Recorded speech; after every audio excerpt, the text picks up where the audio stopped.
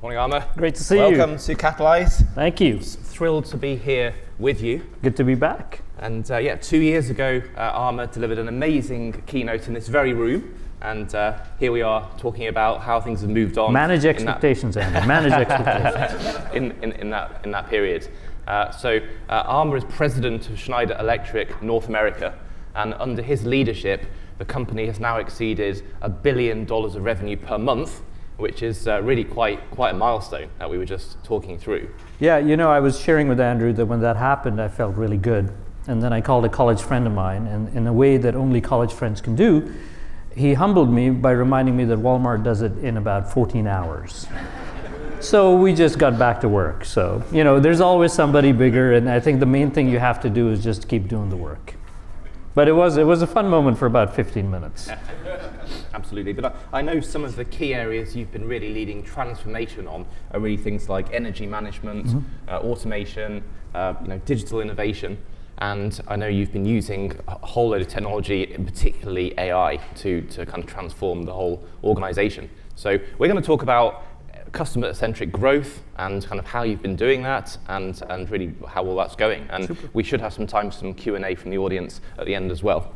But really appreciate your advisory over the years. And Armour's someone who doesn't just shape business within Schneider Electric, but also advises many other companies. And you've been a great advisor and friend to Enable and a lot of other high-growth companies. It's been a pleasure watching Enable grow into the company it is, and even more excited about what's ahead of you. Yeah, fantastic. So let's kind of get into this, Armour, and maybe we can start talking about kind of customer-centric growth in today's market. And maybe we could just start by defining, how do you think about that with expectations where they are today? Sure. So look, I'll borrow from a lot of other companies and leaders that we admire and try and sort of learn from. I think this first question is about how does your company understand the unmet, unarticulated needs of your customers?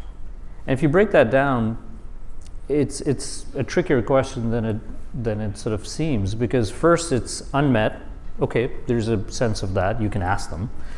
You can see how they operate. What do they do that doesn't seem to be logical or doesn't make sense? Unarticulated is harder. Unarticulated means that when you ask them, they won't tell you. And then you have to have empathy in terms of the problem. There's this famous sort of analogy we all talk about. Henry Ford said, I don't ask my customers what they want, because if I did, they'd say they wanted a faster horse. But what gets lost in that story is he understood that what they needed is a faster, safer way to transport from point A to point B. That was the unarticulated need. And so customer centricity is really about being obsessed about what problem are they trying to solve, and how can you understand that at every possible level. The other thing that I think is really important, especially for large businesses, and a lot of you are in B2B companies, is who is the customer? Is the customer the CFO? Is the customer the pricing analyst? Is the customer the warehouse logistics person who's having to unpack 15 boxes and repack them because we came up with some brilliant idea of real-time sort of tracking? So who are you solving for? And what is the persona? And do you understand the tensions between the persona of your customers?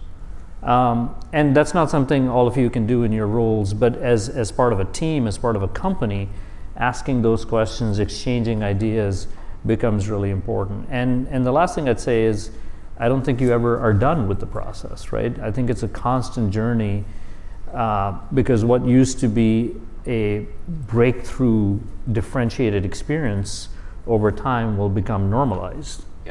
And so then you have to find ways to keep raising the bar. So it's you never arrive. There's just plateaus that you find, and then you have to find the next step up. But I think really understanding sort of what they're trying to do and owning their mission is a great starting point. Yeah, absolutely. And could you give us an example of where listening to a customer in your world, in Schneider Electric, resulted in some kind of innovation or taking things to the next stage? Yeah, I'll give you one example that we're very excited about.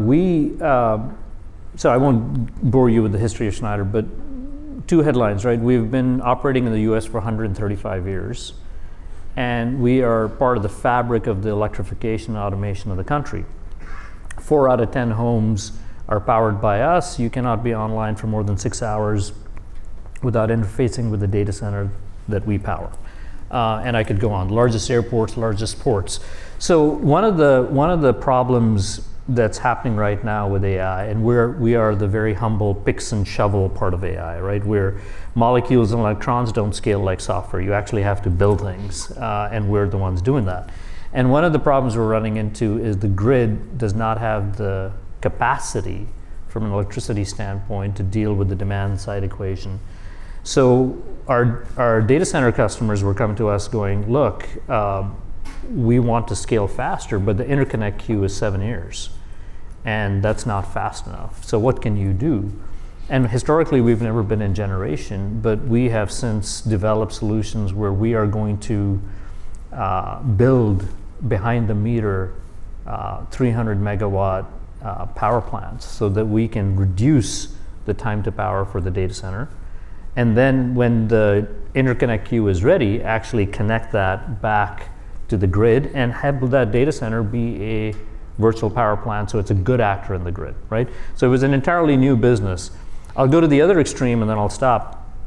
So now go down to a much more atomic example. When an electrician is putting a panel board in your house, there's a perforated disc at the top that they punch out. It's called a punch out because you punch it out. You generally use a screwdriver, you punch it, it drops out, and then you pull a wire through it. Now what happens when you punch that hole is sometimes there's a perforated edge to it. And when you pull the wire through, two things can happen. You can either cut yourself or you can strip the wire, which is really problematic because then you have to rerun the wire cut. And so we saw using videographers enough electricians complain about the punch out that we said, okay, how do we reimagine this? And so we came up with this piece of compression plastic that is fully compressed, that when you pull it apart, allows you to pull the wire through. Two things happen. You don't have to wear your gloves, which is entirely their call. We still recommend it, but most of them find it more agile without. And second, you never cut yourself and you never strip a wire, right? One of those examples was about watching a bunch of electricians do work every day and innovate in a product that we've had, don't repeat this, but broadly the same for like 50 years. And the other is about reimagining energy vectors in a country that historically hasn't had energy shortages. One of them involved a few $1 million of innovation. The other is several $1 billion of innovation, right? So I think this sort of customer centricity, this sort of listening and understanding, it's not all big ideas, it's everything in that spectrum. Yeah. And on that note, how do you balance kind of day-to-day operations with innovation and kind of bringing these new products and ideas to market, whether it's either of those examples you just gave? So Andrew came to me after one of our board meetings and he said, as founder CEO, I'm trying to balance this. And I said, welcome to the club. it never gets easier, right? So this is the rest of your life as a CEO. And I think one of the mental images that I think about, and by the way, I don't surf, right? I'm far too uncool to do that. But I've read about it. And in surfing, you have forward momentum that is achieved because you have perpetual imbalance. Let me repeat that. You have forward momentum that is achieved by maintaining perpetual imbalance. You're constantly adjusting. And if you're rigid and stiff, you fall over. That's a really good image to think about, right? So one of the themes that comes into this long-short paradox is there's always going to be tension in the system. If you feel really comfortable, you're probably not pushing yourself. So get comfortable with being uncomfortable. Second is, I think you have to sort of think GPS and compass, right? In your day-to-day operations, you need a GPS. And actually, what Enable does in its software and pricing and rebates, and we'll get to that, is really allowing for really good structured data that is super precise. But then, for your long-term bets, you need a compass. You're not sure precisely where you're going. You just need to be directionally correct, right? There is a difference between northeast and southwest. But as long as you're clear which direction you're taking, you're not going to have GPS coordinates. And okay, here's the direction of travel. And We can talk about AI, and I think today a lot of AI plans in companies are directionally correct and precisely wrong. We hope that rebate mechanisms and tariff pricing is precise and correct, because otherwise people will lose a lot of money, and you're seeing that in the earnings cycle this year. So I think there's this constant balance of trying to make big bets and then track the progress, and then be operationally super excellent in what you've committed to in the short term. Yeah, that sounds great. It reminds me of kind of the difference between effectiveness and efficiency. Yeah. Like let's get something actually being effective first and get directionally correct, and then we can kind of make it a lot more efficient later. But if it's the wrong thing, don't kind of worry about efficiency. Yeah. Efficiency And the farther out you go, you're going to be wrong. Right, and it's okay. You know, one of the things I'd love to adapt from Google X is they have parties celebrating failures. I just love that idea. I haven't figured out how to get it institutionalized in our company, which is a good thing, right? If you're engineers working on electrical systems, making things safe, failure is not something you want institutionalized as something you're too comfortable with. So I get the tension in our culture, but I love the idea of having a party where you're celebrating things you got wrong because you made a prediction that wasn't right. But you're curious enough to learn about what happened and adjust. So while I'm talking about failure, how do you think about kind of balancing failing fast, which we all talk about in innovation and the startup world and so on, so failing fast versus kind of long-term sustainable innovation? How do you think about that in Schneider Electric? There's this idea of, people ask the question, what will change? This is, I think, a Bezos narrative. But you should ask the question, what will stay the same? And once you have a sense of what those certainties are, then that becomes part of that compass, that North Star that you want to take. Yeah. We believe deeply in who we are, that we cannot scale energy vectors with the level of sort of carbon emissions that we've had in the last 100 years. So the next century will require energy to be more sustainable, more circular, more renewable, more efficient. And while we have to have more energy, not just in the United States, but all over the world, we cannot do it the way we did it the first time around. The planet will not survive that, right? We have no confusion on that topic. So that is our North Star. Now, at the same time, we have to make sure that we navigate the realities of today. We buy 1.1% of the world's silver and 0.4% of the world's copper. We care about where materials are mined. We care about rare earth minerals. We care about supply chains on certain chemistries that will define how batteries are explored. So, you think about sort of both of these things at the same time. Now, this idea of what will change and what failing fast looks like, I think it's about how fast, what is the least amount of money you can spend to learn something you didn't know. To me, I like that as a better description of failing fast, right? The move fast and break things idea. I think it works better in software than hardware, right? In hardware, generally breaking things is not cool. In electrical systems, really not cool. Ask someone who was in Spain 2 weeks ago, when the power goes out in the entire country, no one's excited about that. But what is the least amount of money you can spend to learn something new about your system, I think is a good mental model. And the more you can learn, the more quickly you can learn, and the more quickly you can iterate, then you can start thinking about every failure as just one iteration from being more successful. Yeah. And I think that's a good framework to think about it. But everybody in their role can set up those experiments and be curious about learning, and not sort of having a bias to the outcome you want. And that's true at the company level, it's true at the individual level. Yeah.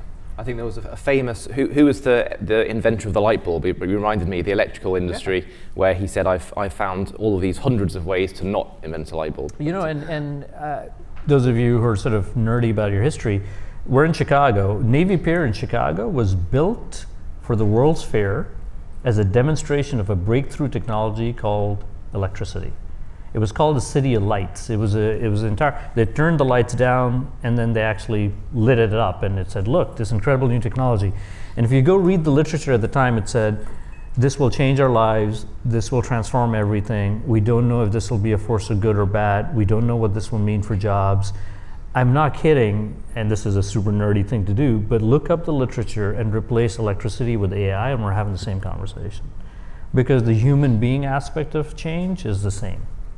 And we like to think we're very different. So yeah, that same business model idea, This notion that we're all sort of at the cutting edge of something, it's true to some extent, but a lot of the foundational things that we're trying to do have been done for 100 years. Doing them well is the hard part. Yeah, absolutely. And thanks for the reminder on AI, because I know that's obviously a key topic we're going to address today.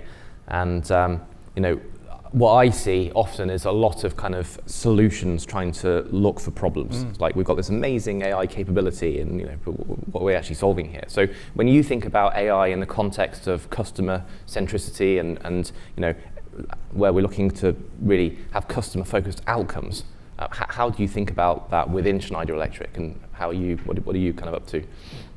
Process and data. How well do we understand a process? Is it actually mapped out? One of the things I love doing is asking my team, send me the actual process map. And they're like, well, we have a PowerPoint deck. No, I actually want to see the Six Sigma Kaizen process map. And guess what? For a lot of them, we don't have it, right? We have loose constructs of how we think a process works. And if you're going to automate it and have an AI agent drive the process for you, then loose constructs are not a super great idea. So really understanding, do you understand your process? How does it work? How compliant are you with that process? Is it what you think you're doing, or is it what you're actually doing? And once you get sort of this is what our process is supposed to be, the next question is that what we're doing? Often it's not. And then do we understand the data at each step? So when we don't do the thing we said we're supposed to be doing, why are we not doing it?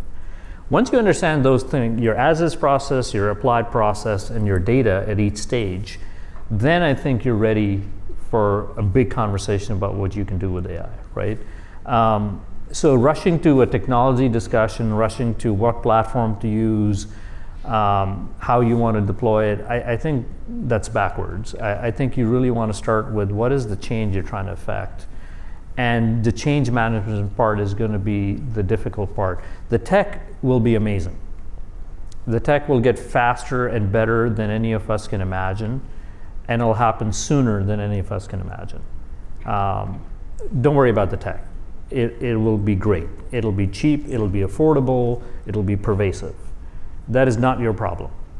What you have to worry about is your process, your data, your change management inside your company, and that's what we're spending all our time on right now. Yeah, that's fantastic. So, Amr, in what ways are you seeing AI start to improve and impact the customer experience? Look, we think about it in a couple of different ways. We think about it in our own internal use cases and productivity, pricing and pricing analytics, rebate management is a big part of it, right? It's been an exciting 100 days in terms of global trade policy. So, I felt really good because I asked my team to plan China tariffs at 60%. I was like out there, it's worst case scenario, right? Couldn't be more wrong.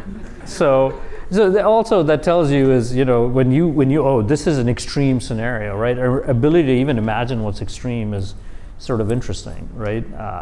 And maybe it was just me, but I had not anticipated 145% tariffs in China. So one, it's an internal process. The second is what can we do to enhance our software? So Schneider is the fifth largest industrial software company in the world. We have billions of data points in our Historian tool set. We operate 60% of the utilities in this country from a data historian standpoint. How can we take all that data and start giving insights to those operators? So there's a solution component to our embedded software. And then the third way we're thinking about it is quality.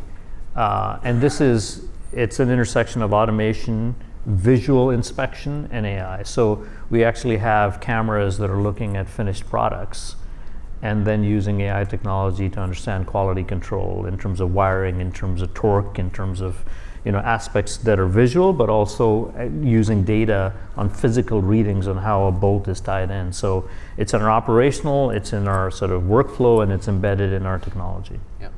Okay. And in all of it, by the way, I feel like we're behind and we're not moving fast enough, right? So if you're feeling that way, we have a shared experience on that. Only the paranoid survive. Yeah, exactly. So trust is a huge thing with AI, and lots of security concerns, confidential data, and kind of having that clear separation between what we're allowing to go into the public domain versus in our four walls. So a huge organisation like Schneider Electric, how do you kind of really foster trust and build that as part of your kind of AI strategy?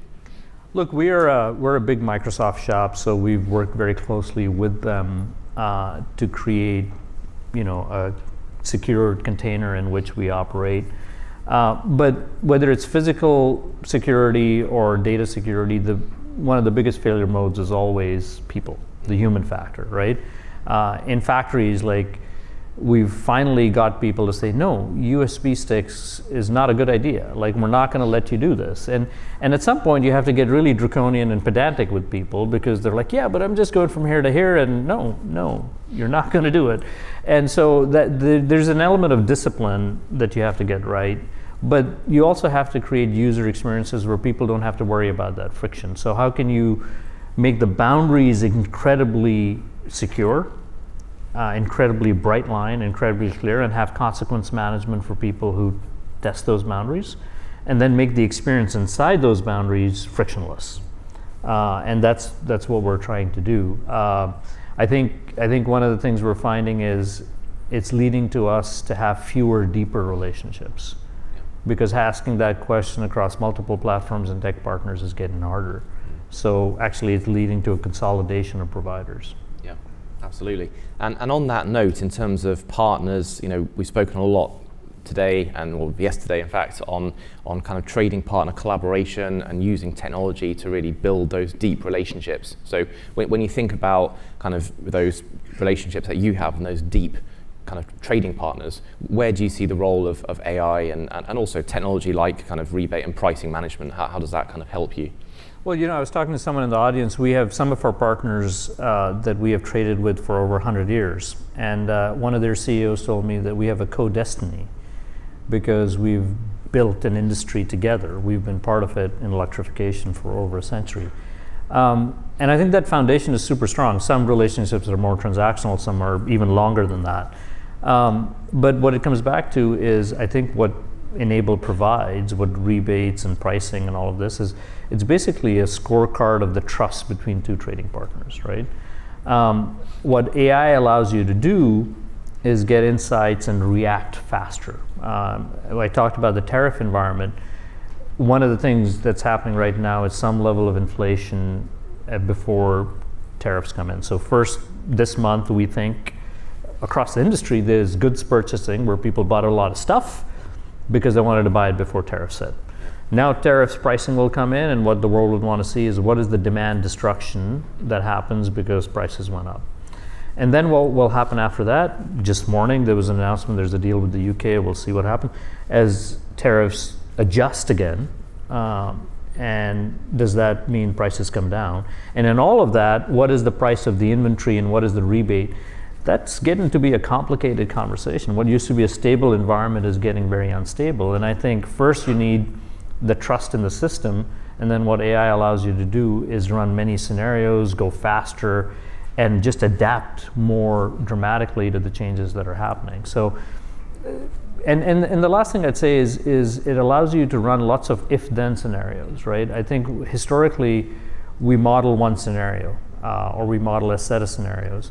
With AI, you can run thousands and millions of permutations to optimize in a way that we haven't been able to do before. And I think both in pricing, but also in rebates, that's super exciting.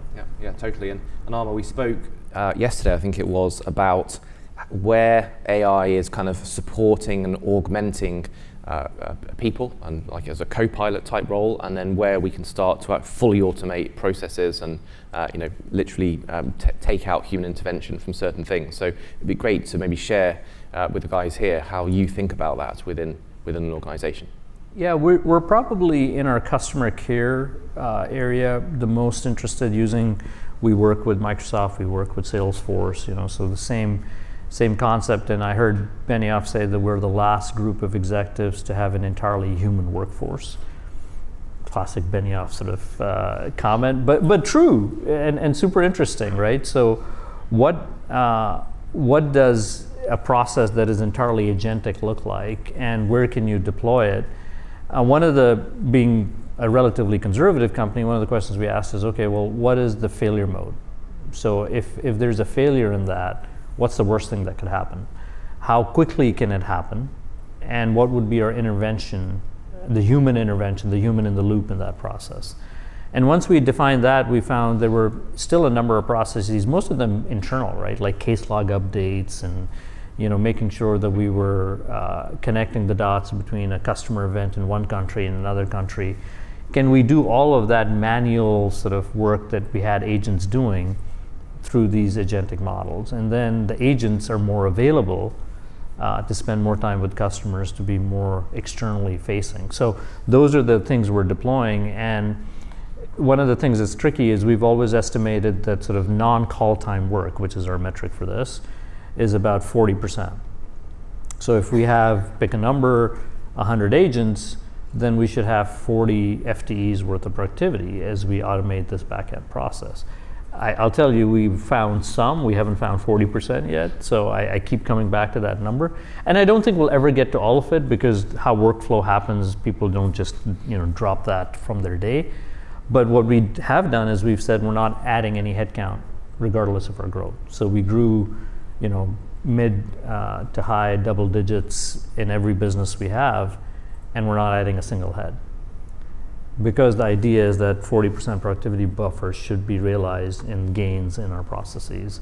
And there are places where that's breaking at the edges. Some of our call times aren't great, but we're committed to holding that cap as a way to make sure we trap that productivity.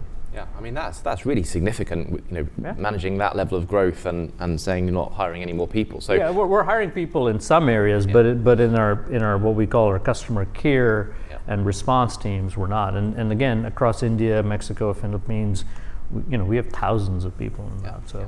And how have the teams responded to that, and management and so on? I'm sure there's been, like you say, friction in certain areas, but have people generally embraced that, and are they excited about? Human beings respond to change the same way since human beings have been around, right? There's excitement, fear, anxiety, concern. What does this mean for our future? People who are 3 years from retirement are like, this is great, but I don't want to deal with it.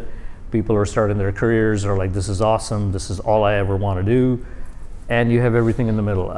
And you just have to know that, and you have to have empathy for it, and you have to tell everybody that no matter where you are, whether you're 2 years from retiring or 2 years out of school, there's a role for you. What you have to be able to do is be willing to learn and unlearn. Or unlearn and learn, whatever cycle you want to drive here. But you have to have that capacity and curiosity and desire to continue to improve. And as long as you're not going to let your personal rigidity get in the way, there's a role for you here. I think initially what we're finding is people are saying, the best part of my job is when I'm actually helping a customer solve a problem, and the worst part of my job is updating logs, and I'm having to do more of the stuff I like and less of the stuff I don't like. That's great. Now, is it perfect? Did every transcription work the way we wanted it to? Are all the systems talking to each other? Of course not. We're working through all of that. But the basic idea is you're in customer care because you like solving problems for customers, and we're giving you more time to do that. Yeah, fantastic. And Arma, what excites you personally the most about what we're seeing in this whole kind of industry 4.0, AI? What do you personally find most exciting? I think people said this is going to be bigger than the internet, or this is as big as the Industrial Revolution. I think just the privilege of being part of it, right? To be here when these sort of technology changes are happening. We were talking about the reindustrialization of the US. We think it will happen, but I promise you it will not happen the way our body politic is talking about it. There was a poll that I love. I think Cato Institute asked Americans, how many Americans think we should have manufacturing in the US? And 80% said we should. Then it asked how many Americans want to work in a factory, and 70% said they don't. Okay, so we have a problem. So what are we going to do? Robots. which then gets into sort of this interesting conversation of what are we actually solving for here, but I'll spare you that. But automation is going to be a big part of it. And so the idea that we're going to have physical AI processes, we're going to have much more automation, and we can bring that together in exciting new ways, I think is how can you not be excited about that, right? I mean, the idea people are talking about, billion-dollar startups with 10 people. There's a challenge for you. And how do you scale more effectively? How do you build natively? One of the hardest parts of my job is we have legacy IT systems that are 30 years old, legacy factories that are 70 years old, and you have to bring all of that along. But if you were to start a company today, build a new process today, you get to build without any of that legacy. You get to build with this technology capacity. That's incredible. Yeah. And then the other thing that I think is really important is just to remain optimistic. There's a Churchill quote that I always come back to, which is you can always rely on Americans to do the right thing once they've exhausted all other options. And I think, Warren Buffett said it this weekend, never not bet on America, never not bet on our ability to innovate. So I hear a lot of sort of anxiety as I go around and meet with customers and partners. I think it's important to stay optimistic, right? Yeah, we have problems, real problems, but we also have incredible technologies, and there's an opportunity to build something that is more exciting and more scalable, and we're here and we're in this moment to be able to do it. Yeah. So in addition to remaining optimistic, which I think is great, and I hadn't heard that Churchill quote before. I thought I knew most of the Churchill quotes, but that's a really good one. What else do you think leaders should be doing to equip their businesses and their workforce? What are the big sort of, just really future-proof our businesses for people in this room? Look, someone gave me advice. I mean, almost everything I've said today, I've heard, read, learned from other people, right? So first of all, I think having a learning mindset is super important. No one is more surprised that I have the privilege to do what I do than I am. My mom is probably second on that list, but we're both sort of amused by the situation. So have a learning mindset. You're not going to know the answers, and that's okay. Just be curious and learn. And second, as leaders, only do what you must do,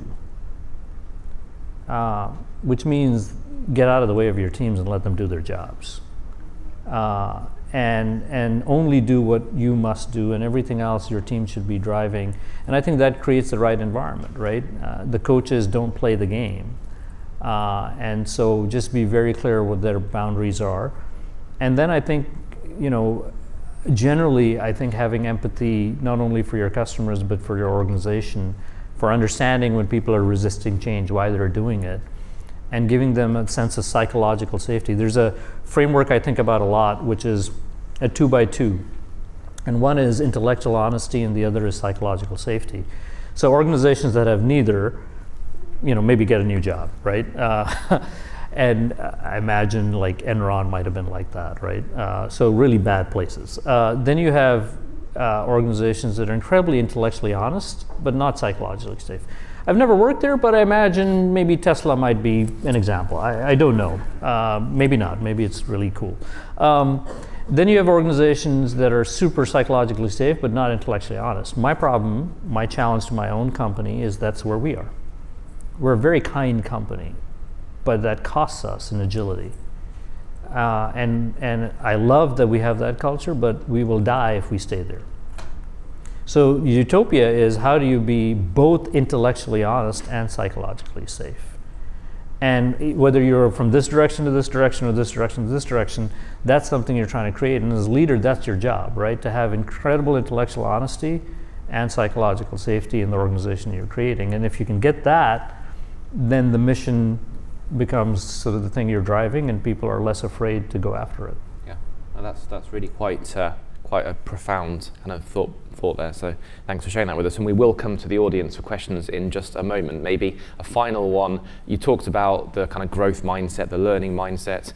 I talked yesterday about Enable's value of staying curious. And but in addition to that, what do you think the top kind of skill sets are to really kind of embrace AI and automation over the next, say, 3, I mean, who knows how many years, because things are moving so fast, but over the next couple of years, what do you think the main kind of skill sets are that we should be doubling down on?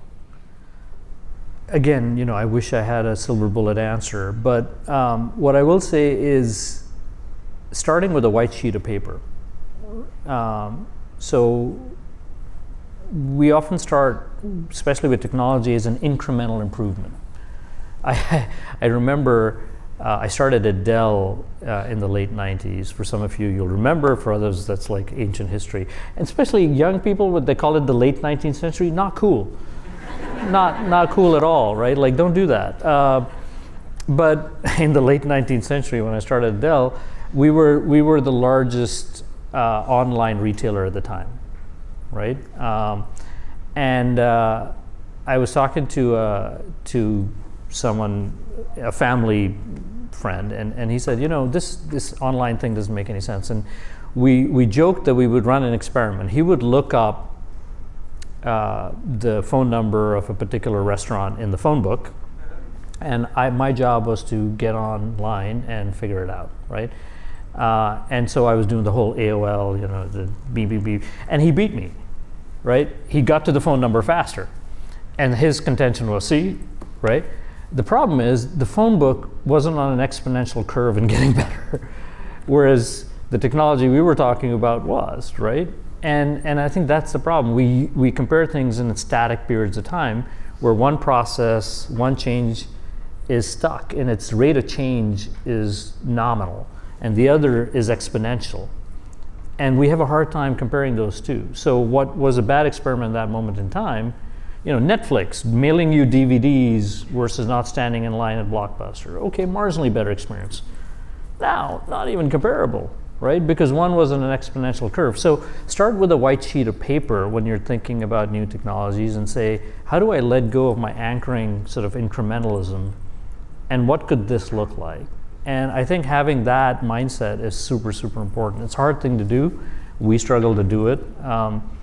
But if I had to start over again today, what would I do? And starting with a white sheet of paper, I think that is a very helpful exercise to do every now and then. Yeah, totally. Yeah, if you were a startup today, how would you disrupt your own company? Yeah, every process, every data flow, every governance structure, with this new technology, if you started today, what would you do differently? And I think that takes you out of incrementalism. Yes. At least for established companies, that's something you have to worry about. Yeah, fantastic. Well, fantastic conversation. Let's open up to the room. I think we have got a few minutes to take some questions. So have we got a microphone available? And maybe you can raise your hand if you have a question for Arma. Well, we've stunned the entire audience. Everyone has anxiety to be the first. I promise you, nothing bad happens, and then other people ask questions, and it all moves along nicely.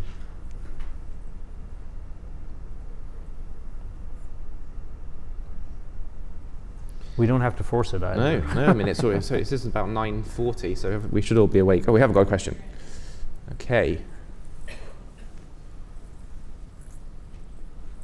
Thank you very much for the opportunity. I really like your kind of thinking about what are the failure points as you're thinking about AI and that sort of thing. With different generational people that we have in our organizations, how do you go about kind of instilling that down through the organization? It's a little more complex than just saying, how bad could it be? Can you just share a bit of that and that internal resistance that you might be facing as it relates to the new technologies? Yeah, this is one where I think we're onto something, and I'm super, super proud of our HR organization. So we have, like most utilities, in fact, if you really want to scare yourself, go to like a power plant or a water municipality, not in Chicago, but like in Dubuque, Iowa, or some part of Ohio or some part of Kansas, and ask them, when things go really badly, who do you call? And you'll meet a group of super committed, super talented engineers that are 5 years from retiring. As someone who flies every week, I am super concerned about air traffic controllers. There's a real talent issue there right now, and a generational issue there right now. So one of the programs we came up with was we went to people and we said, look, tell us before you want to retire. And we don't think retirement should be 0 or 1. We think it should be on a curve. So we will build this experts on demand program for you. And this was pre-COVID. We started this in 2018. And we said, if you're like, say, 59, and you want to retire at 63, tell us. And for those years, we will let you work from home. We will couple you with new engineers, and we will lower your salary to the 3 days you're working, but you'll get to keep your healthcare benefits. So instead of going from sort of 100 miles an hour to 0, you get to build your own ramp curve down. What we found is that the cost savings that were happening in a tenured engineer were generally enough at the same time to get a university recruit to come in. So our net cost envelope didn't go up. And then we started with 15, now we have something like 70 experts on demand. And these are experts that only care about making a better process, right? They have no other incentive in that. And we make them available to inspect changes we're making in any technology improvement process, but also AI improvement process. And what's super fascinating is you'll have someone say, you know, we've always had this failure in that factory. And I can't tell you why, I can't give you the data, but here's something to think about, right? And then what the systems people and the data people are doing is trying to validate. It's like theoretical physics and actually lab experimentation, right? So we're getting theoretical outputs from these engineers that have been with us for a long time, and then we're trying to validate it using technology. And that combination has worked really well. What's the key to that has been to separate them from their environment, to make them advisors rather than operators. Because when they're operators and they're responsible, the muscle memory of success of 40 years of doing it one way, it's too hard. And so they'll say, no, I've always been successful doing this way, I'm gonna keep doing this way. When you make them observers, the muscle memory goes away and then you're just taking that insight. So I don't know how pervasive that is, but I kind of find it pretty cool, and we've been quite successful with it. Fantastic. Thank you very much. Let's see, has anyone developed the courage to ask a second question? I need sunglasses up here. Oh, here we go. There's a question over here. Really insightful discussion. Curious what you would say to organizations that have taken a stance against AI. So not allowing it into their org due to security, compliance, risk, all of those things.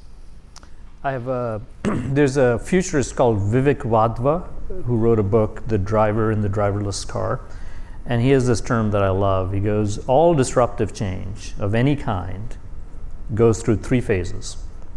At first it's crazy, then it's dangerous, and then it's obvious. To make my point, in the late 90s, good advice was don't meet people on the internet and don't get in cars with strangers. Now you have a really successful business model that allows you to meet people on the internet and get in cars with them. And we're all cool with it, right? And Uber kids, like, yeah, take my kids, no problem.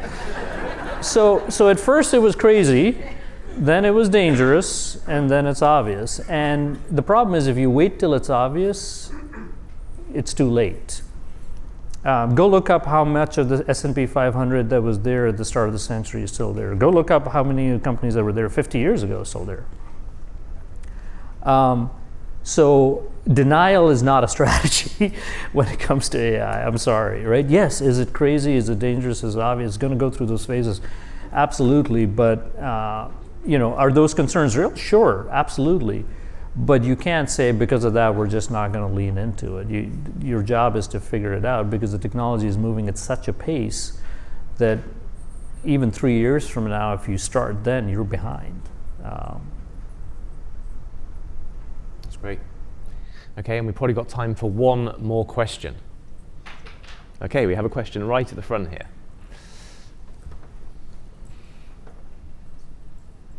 Thank you so much. You had mentioned data centers, and I just thought it was interesting because the boom of AI is really driving this demand for data centers.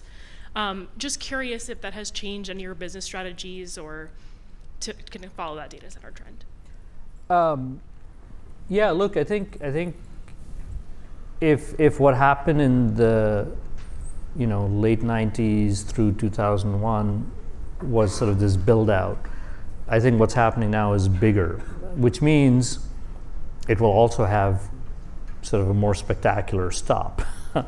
But there's also a reason why it's bigger, because a lot of the companies that are the leaders now became the leaders because they were first to the flag. So they have learned that scale matters, and that first to the flag, first to the best model is a winner-take-all equation, right? If you think about the capital being spent in data center build-out as a function of how many people are going to use that particular service, that's one equation. But if you think about it as the opportunity to displace Google's search business, now the prize is entirely different, right? Meta is talking about most human beings are going to have AI companions. Personally, super creepy, but hey, people are going to do what people are going to do, and there have been movies about sort of those sort of things for a long time. So I think we're not thinking about data centers and the build out simply as an equation of a service we're all going to use, but we're thinking about it as the disruption of entire business models and industries. Now, from an electricity standpoint, load growth in the US has been pretty stable. 50% of the load growth over the next 6 years is going to come from data centers. Data centers are going to go from 4% of the electricity of the country to 12% of the electricity of the country. Electricity costs in the US, while still very, very attractive compared to the rest of the world, have gone up about 22% on average. So how do you build out a private industry requirement without taxing the ratepayer in a sort of multi-state system like we have? There are 3,300 plus utilities in this country. That's a very tricky policy problem to go solve.